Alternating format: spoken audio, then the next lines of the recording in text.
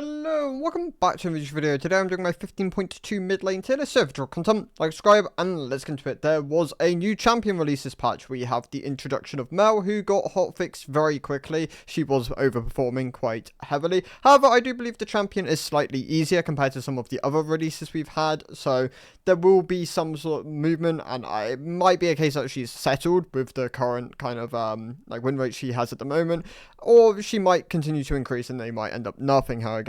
Other than that, though, we saw a nerf towards Cassiopeia, Victor, Aurelia, and then slight buff in the kind of form of a quality of life change to Malzahar, and then a buff to Smolder, pretty small, but still something to talk about. But yeah, let's get into the tier list then. So the D tier is going to consist of 3 champions. We have Tristana, Smolder, and Azir. I haven't, in the case of Tristana, I've re-added her. She's seen a bit of a play rate increase. She's still underperforming in the mid lane quite heavily. She's not the most performant in the bot lane either. However, could see some sort of movement with the buff towards Hail of Blades cooldown going from 12 to 10 seconds. She doesn't benefit from the attack speed. She's not melee. That might enable her to somewhat shift over, but I imagine she'll still continue to use the precision tree.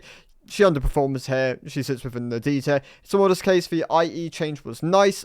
Being able to get the IE modifier on his Q now helps him do a bit more damage. It looks to be his second best item. Not enough to move him up the tier list, as he still does underperform within the mid lane, but he's playable. If you enjoy Smolder, you can once again kind of bring him into the solo lane and still get results to an extent. He's not going to be as performant as other options, and in this case, I have him down here. He is one of the hardest champions to pilot within the mid lane. He also is incredibly elite and competitive jailed. He is doing better at the moment. Like, if you enjoy Azir, you can play him in his current state. If you're not an Azir player, you're probably not going to play the champion still. He still will just underperform quite heavily compared to other options unless you are incredibly good at piloting him. But even then, he wants other aspects of the game to be more controlled to really get the whole value of the champion. The C tier remains unchanged. The likes of Twisted Fate still underperform at the moment. He has been weak for a while, ever since the time where AD Twisted Fate was very prevalent within the top lane. Fizz suffered from the domination tree, losing Eyeball Collection. He has lost a decent amount of power budget from that. With the Electrocute buffs in 15.3, I could definitely see him jumping up a tier. Same goes for Katarina, same goes for Zed. These champions all lost a decent amount of power budget with the removal of Eyeball Collection. LeBlanc is another one. And I believe, those are the main ones within the C tier, but have just lost power because they have lost a sub-rune within the tree they tend to run. With the buffs coming to Electrocute, I imagine all 4 of these champions will very much benefit from that. 20 flat damage, level 1 is an incredibly big buff. I imagine LeBlanc has a high chance of taking over competitive if people perceive her as being that good after the change. In Zed, Katarina, and Fizz's case, they should all become better in solo queue. Katarina tends to be the most one-trick dependent of the 4 champions. If you can pilot this pick well, she can still get results, but the buffs are definitely going to help her. The other champions here are the likes of Ziggs, who's been underperforming in the mid lane for a while. Jace, who is a bit of an interesting champion at the moment. He still underperforms for the average player. He does have access to a lot more build variants than what he did like 2 patches ago, when people were just going the Youmu's or the Eclipse standard, just AD variants. We now have like Tank Jace, we have Bruiser Jace, and the changes in 15.3 will definitely affect the builds you go on him. It will benefit the high AD builds more than it will benefit the tank builds, which are just strictly going to become weaker. I believe it's something like 166 AD you need in total, to equate to what base damage is going to be lost next patch. So I imagine, the Youmu's builds, the Eclipse variants will definitely begin to be more prevalent. I could still see some Shojin variants and maybe some Cleaver variants, but we're not going to see Unending Despair Jace anymore. I believe Fimbulwinter will become a bad option on him, and you will start going more towards the Manamune as you value the more AD that item has. The other champion here is Neferi, who has been underperforming for a while. She should be better than she is currently for being a very low elo dominant champion. She basically doesn't see play in elite or competitive. This champion is in a really bizarre spot and could probably do with some tuning to kind of make her better across the board. Moving on to the B tier then, we have Ambessa being added.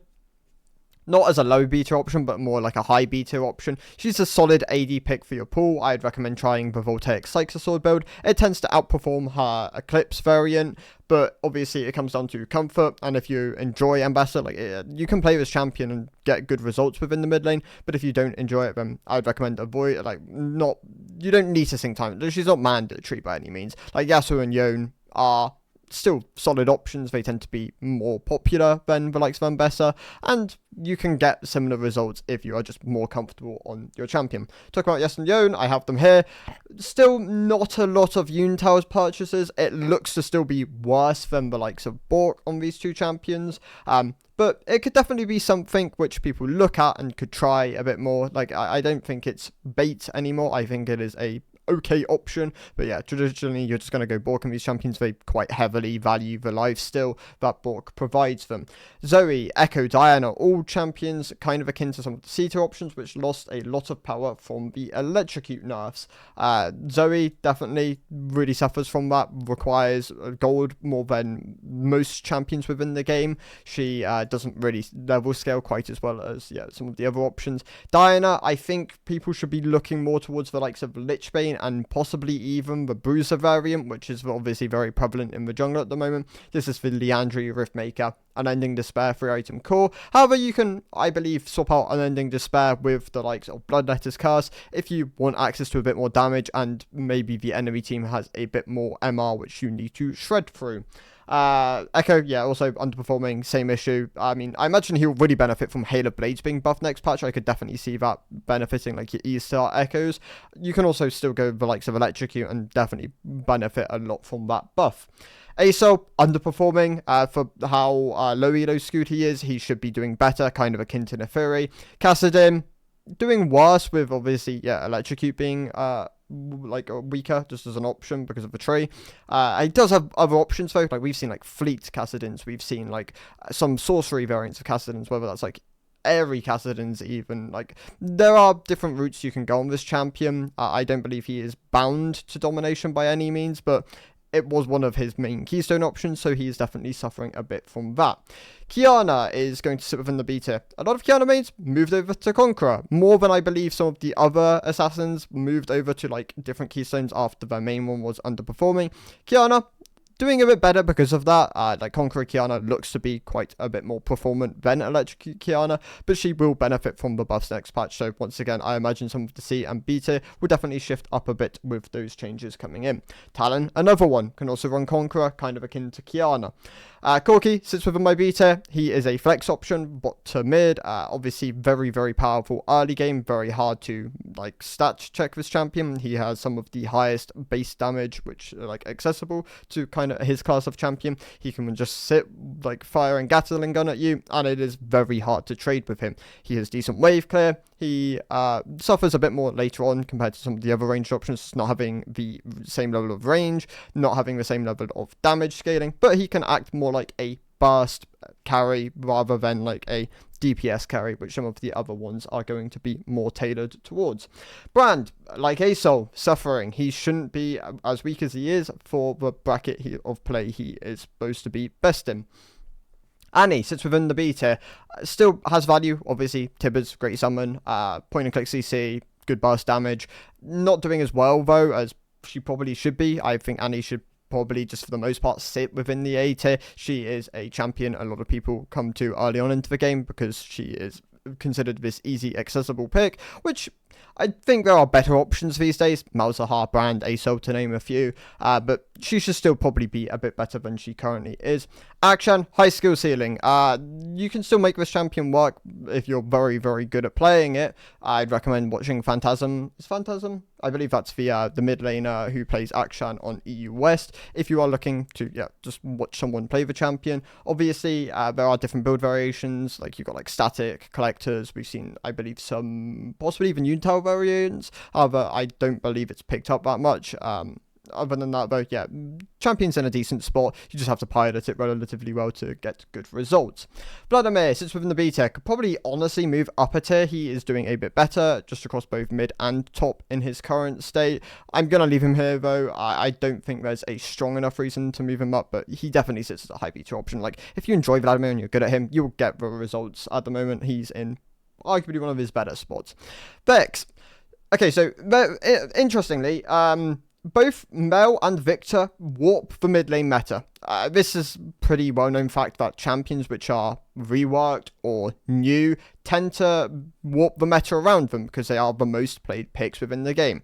Vex sucks into Mel. She is really bad into that champion, and Vex loses power because of that, because there is a Mel in more games than there is other champions. So Vex, yeah, doing a bit worse at the moment, but that's mostly because she just doesn't perform that well into the newest champion release. Silas sits within the B tier. Still a solid option. If you're comfortable playing Silas, you will still find results. He tends to be a bit more comp dependent at the moment. He's not quite the same level of strength as he was like end of last year when he was very prevalent going into Worlds. Akali sits as beta champion, relatively similar to Silas. Both can quite comfortably net you results if you're very good at piloting them. Aurora should be running Arcane Comet at the moment, but will maybe look to go back to Electrocute next patch. It tends to be a bit underperformant for the average player. In Elite, though, she is very performant. Definitely a champion I would recommend learning at least at some point. If you're not comfortable on her, though, then you don't need to force yourself to learn the champion. She is, once again, not that mandatory compared to some of the other mages like your Syndra's and the Orianas, who tend to be pretty meta resilient for the most part. Talking about Oriana, I'm bumping her up to the A tier. I like Oriana as an option. I think she is a great champion which everyone should play or learn at some point. Great powerful ultimate, great trading tools for laning phase, decent scaling, just across the board a very solid mage, which most people should have within their arsenal. Dropping down a tier is both going to be Ryze and Swain. Swain probably shouldn't have been this high in the first place. I mean, okay, so Swain's a weird one. There are different build variations of Swain. I think the Fimbulwinter Swain, I believe, is more performant at the moment and should be the variant which most people play, at least from what I've heard. But yeah, the standard variant build is just not doing as well at the moment. He suffered from his last set of nerfs. I could probably sit as like a high beta option or like mid to high. He is being buffed in 15.3, so you can once again find the results. He tends to be a bit more comp dependent though. You want to play him into short range where you can really utilize the power of his ultimate. Ryze is also dropping down. I just don't think Ryze probably sits as like easily in the A tier as he once did. He's not a bad option by any means. Like a lot of the high B tier options, like you can quite comfortably compete with the A tier. That is just a bit below what I would deem some of the A tier options. But being added to the A tier then is Heimerdinger, who I think is in a pretty decent spot across two different roles at the moment. I don't believe support or bot lane Heimerdinger see enough play to really rate them. If anything, I think top lane Heimerdinger is the role he has played the most in his current state. It can vary. Like, Heimerdinger is a pretty unique champion in the fact that he can be played in 4 different roles and still find relatively good results across the board. He's pretty niche though. Like, if you are comfortable in Heimerdinger, you're going to continue to play him. If you don't play Heimerdinger, you're probably not going to play this champion. Karma, with the bug fix to Q, RQ with Axiom Arcanist, looks really good. I think Karma top, support, and mid lane are all in a good spot. I believe over the coming patches, she might start seeing competitive play. So if you want to be ahead of the train, then yeah, Karma, definitely something worth looking at. I think she has a very strong laning phase. She has good utility aspects, like later on into the game with CC, shielding. You obviously don't want to fall that far behind the curve. She will feel quite lackluster and won't output the same level of damage as like some of your more traditional mages, but she has more tools. That is where like a lot of the strength of Karma comes in, and her early game damage is some of the highest which you have access to. The RQ does so much damage and can comfortably allow you to push waves and trade with the opponent. Mel, so I'm going to have her in the A tier for the moment. This could change next patch depending on how she continues to shape. Obviously, she has been hotfix nerfed. She was blatantly just an S plus option before the hotfix nerf. I think after the changes, she probably sits as more like an A tier pick.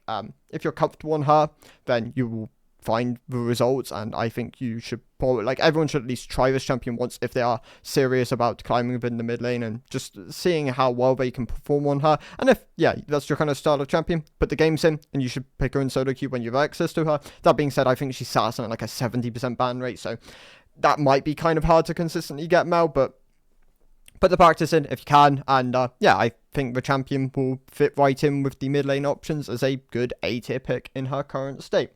Ari sits as an A tier option. There is an argument that she could be dropped down to the B tier. I think the champion obviously suffered with the removal of eyeball collection. She does have other rune options. We have seen Aerie obviously be a very prevalent option on Ari over the years. And yeah, I'd say she sits somewhere high B, high A if you're comfortable on her, mid A, low A if you're comfortable on her. Yeah, you'll still be able to perform on this champion. And yeah, there are lots of things to like about this pick. It's safety net, it's burst damage, it's wave clear. She's not going to do the same level of like mage DPS as something like a Syndra or an Orianna, but she still has access to decent amounts of damage. Lissandra sits within the A tier. She's just unpopular. Like, she can function quite nicely into a lot of the melee and assassin matchups, and the likes of Yasuo and Yone being popular can enable her to just stay relevant within the mid lane. Same usually goes for Vex. Both these champions benefit from those kind of scenarios. Though, of course, underrated mid laner. He's in a pretty strong spot at the moment. Has been for ever since they really buffed him with the ECD and the RCD. The RCD was a really big one, and that enables him to use it more just off CD than like requiring them to be quite heavily trunked to like get a lot of value out of. I think he could comfortably stand as like an A tier option. I think Xerath also, I'm going to bump him back up, as both of these are really good artillery options. Yeah, both something I would recommend at least learning one of if you do enjoy that kind of playstyle. Nico sits as an A tier option, very unpopular though. This champion's really been struggling off the fact that yeah, the rework, albeit helped some of her issues, didn't really do enough for her play rate. She is back to being one of the least played mid laners. If anything, I believe support Nico is more popular as like an option, and that is where people currently take her. But mid lane Nico is still a good option. Has good early game damage, has a great team fighting ultimate, strong snare ability, and yeah, I'd say she benefits as like an A tier option. The top lane pool then of mid lane options is like your Malphites, your Gragas's, your Kaels, your Garens, your Cho'Gaths, your Pantheons. All these picks are very good mid lane options in their current state. Kayle has always traditionally been a better mid laner than she has a top laner. She values the shorter lane. If you can get the gold on this champion and get access to a lot of XP, the petals do really help Kayle. That's something she has really benefited from this season. I do think she is a great A tier option. Some of the others, like your Cho'Gaths and your Malphites, have optional tank and AP variants. We've seen like full movements for your Cho'Gaths with like Chevaliers and Hail of Blades and Deadmans. We've seen, yeah, like AP Malphites with like Malignances, and Gragas as like an AP mage can all really be quite functional in the mid lane. Garen really benefited from Axiom Arcanist on his ultimate. Pantheon just doing a bit better at the moment. Was also a 4-way flex pick, so you can pick him early and yeah, you can flex him about. So yeah, all these champions, very solid A tier options, usually for different reasons, but yeah, I do think these are the good top lane pool to play here. The other picks within the A tier then are the likes of Tilia, who's decent. Like, Tilia is traditionally kept on the strong side in the mid lane, and yeah, right now she is still a very solid option. Veigar, very good low elo pick, tends to fall off quite aggressively the higher rank you go. His cage, obviously great, it's a valuable CC tool, and his damage is very high, but you do need to get access to a lot of stacks and a lot of gold to traditionally get him to the point where he wants to be. Anivia, another champion, kind of akin to Talia, tends to be kept on the strong side for mid lane. Has, Anivia tends to be played mostly by OTPs. Like, if you're very comfortable on Anivia, she will get the job done for you. If you're not comfortable on Anivia, not mandatory. Other picks here are, well, actually, I'm going to move 2 picks up out of the A tier. I'm gonna move down Lux, I believe. I think Lux probably shouldn't sit in the S tier anymore. I still think she's a very solid option, and if you enjoy Lux, then yeah, mid lane is a great role to take her. But some of the S tier picks, I still think are very good. The likes of Victor, still after the nerfs, I believe should sit as a low S, high A tier option. I might drop him down to high A next patch. Depends if like the S tier becomes quite cluttered, and with a lot of the assassins being buffed, he's going to get weaker. So he will probably end up dropping down. He definitely isn't the same champion anymore. Well, he's still the same champion. He's just lost a bit of excess damage. He's not quite as durable, as they have nerfed him twice now. So sits as more like a low S tier option, high A tier pick.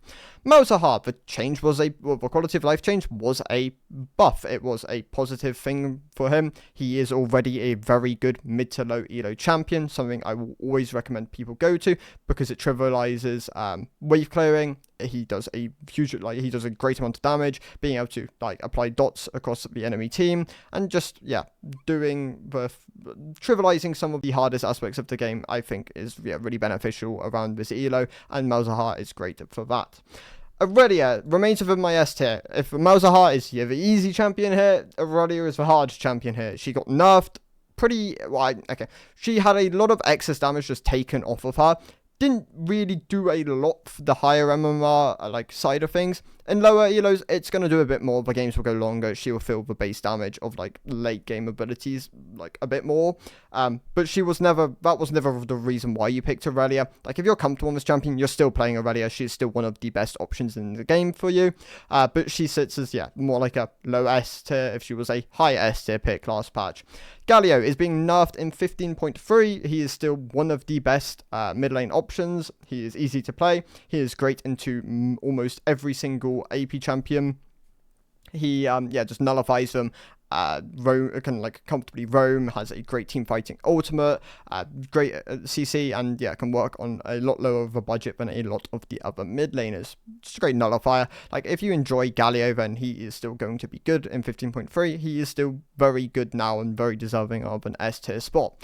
Cassiopeia, actually, I'll talk about the other two. So I've moved Syndra and Hui up from the A tier to the S tier. I think both these champions are very, very good picks, which almost everyone should be playing, or at least learning at the moment. Hui looks to be solidifying himself as one of the best, standard mages within the mid lane, up there with Orianna and Syndra, kind of standard options. These are some of the picks you are going to see just a lot of, and will probably continue to see a lot of down the line. Hui, I think, great mage, great having 9 abilities which can kind of be utilized in different aspects, just gives him a very, very good arsenal. His biggest weakness, obviously, he doesn't have mobility, but that doesn't stop the likes of Syndra, Orianna from being functional champions. So I think Hui, great S tier pick. Syndra, her burst damage, her long range setup with EQ just gives her so much value within the draft. EQ alone is a very, very powerful pick tool, and it can oftentimes enable you to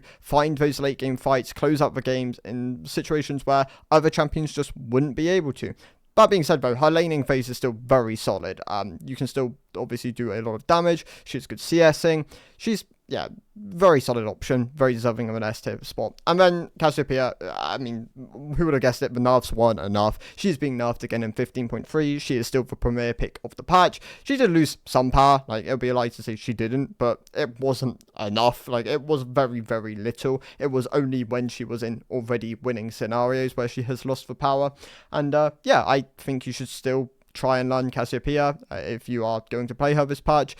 She is going to lose some power next patch. She is losing 5% AP ratio off the Q. She's losing 5% AP ratio off the W, and that is something. So I do think she'll drop down to the S tier next patch, but if you are very comfortable in this pick, you enjoy playing her into those shorter range compositions where they don't really have the tools to deal with you from further away and have to get within your DPS range to really try and deal with you, I think she's a great option and still the premier pick of the mid lane tier list. So those are my thoughts. Thank you guys for watching, and I will see you in the next one. Goodbye.